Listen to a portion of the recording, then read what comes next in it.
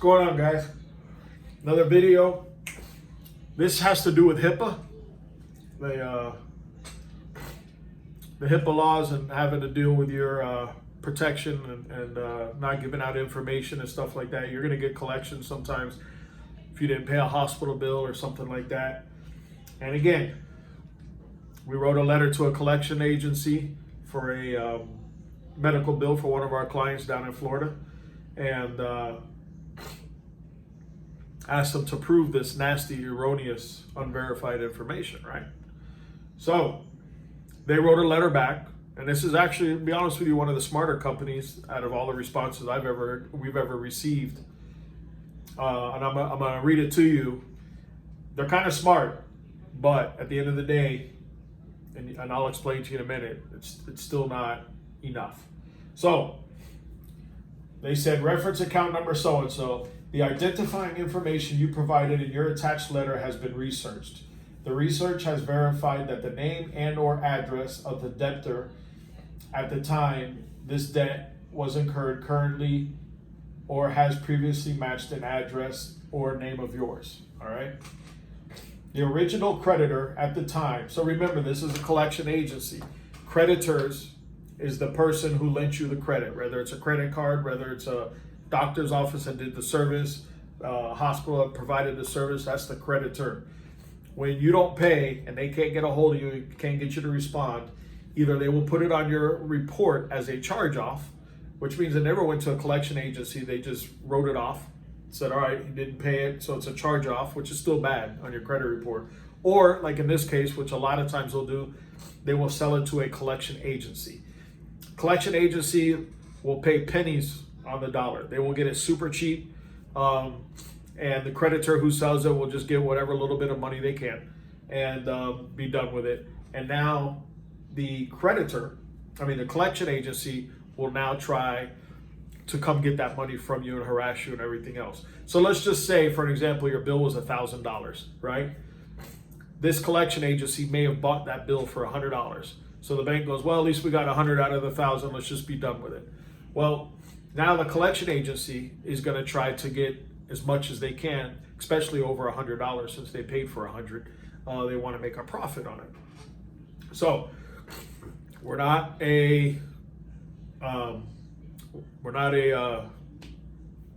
lawyers. We cannot give legal advice. However, if it was me, I would never pay a collection agency. Why? Because number one, you're not paying the original creditor, right? So you're not even paying the people that lent you the money or provided the service, the credit card company that gave you the line of credit, whatever it is. You're paying a collection agency that did nothing, right? You don't owe them per se anything. So the collection agency, let's pretend you did decide, you know what, I'm gonna just pay the collection agency so they leave me alone and be done with it and get it off my credit. That's not accurate, because just because you pay off the bill, the collection will always be on your credit for 7 years. Doesn't go away because you paid the collection agency. So there's two options you could do.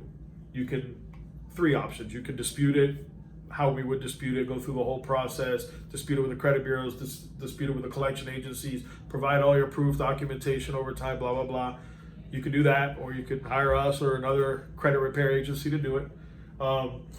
Or you can do what's called a pay to delete. So basically it's a letter that we do if it's an option that a customer wants to do, which generally we wouldn't tell you to do it at all unless maybe it's a real cheap bill, $50, collection agency, $25. Might be simpler just to do this. So we have a letter that we would send to a collection agency and say, hey, you say I owe you $25, $50, whatever it is. I'm willing to pay it, but in return, you take this off my credit. I want this collection off my credit. So that's why they call it a pay to delete. If they agree to that, you want it in writing. You tell them, hey, give it to me in writing that you agree. Put it all in writing for us. That way, if they don't remove it, you've got something to go against them, like if you have to take them to court or something like that, right? But in this case, has nothing to do with a pay to delete. I just wanted to throw that in there to you. So what they responded is, and again, this is a medical bill that they're dealing with. The identifying information you provided in your attached letter has been researched. The research verified that the name and or address of the debtor, which would be our client, at the time this debt was incurred currently or has previously matched an address and name of yours. The original creditor at the time this debt was incurred is, and is saying the doctor's office or hospital that they went to, which I'm not going to say. It says the above count has been validated by the original creditor by retrieval of an original documentation turned over to us.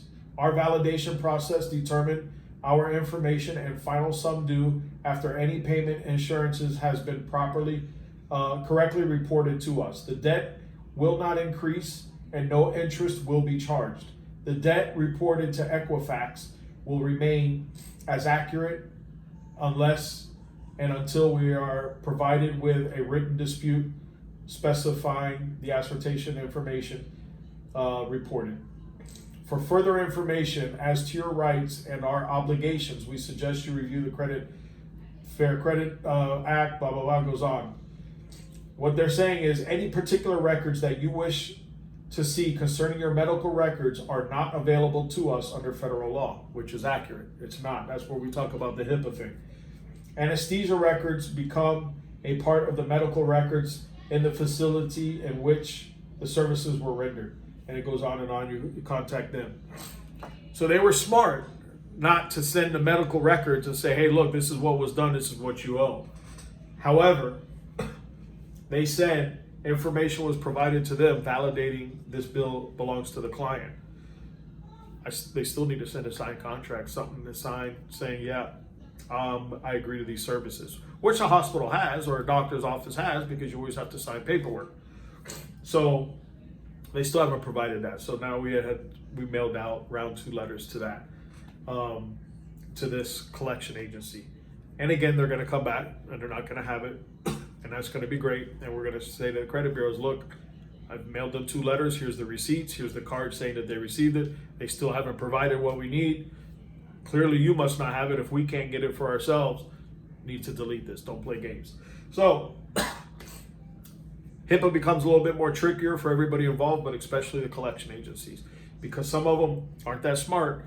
And when you say, really, well, where's my signed contract? Where did I sign saying that I agree to all this? And then they send you your medical records with a signature saying, yeah, I agree to have this surgery or this done. Now they've just violated the HIPAA laws, and they know that's a big no-no, and they can get sued and all that. And we have letters for that too. So they're gonna play games, right? We all know that. Again, it's all documentation. But I just wanted to give you that little example on a customer that we're working on. We're just waiting a response. We've sent the second letter to this collection agency, and let's see what their response is after this, which I'm sure they're not going to provide us anything because they're already talking about the HIPAA law, which is smart. They're right. But we still need some kind of signature saying, hey, we agreed to this, because anybody could send a bill, right? Prove it's mine. I don't know who you are. You could have just typed up a bill and say, hey, you owe this money. Who are you?